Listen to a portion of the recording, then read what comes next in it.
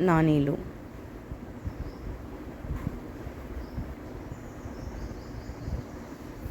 రచించింది doctor Ramya Swaroop. కనిపించను. ఎండమావి.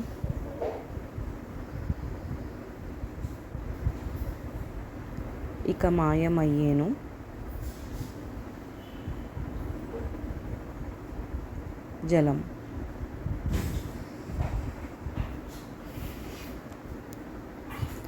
నానీల లక్షణాలు.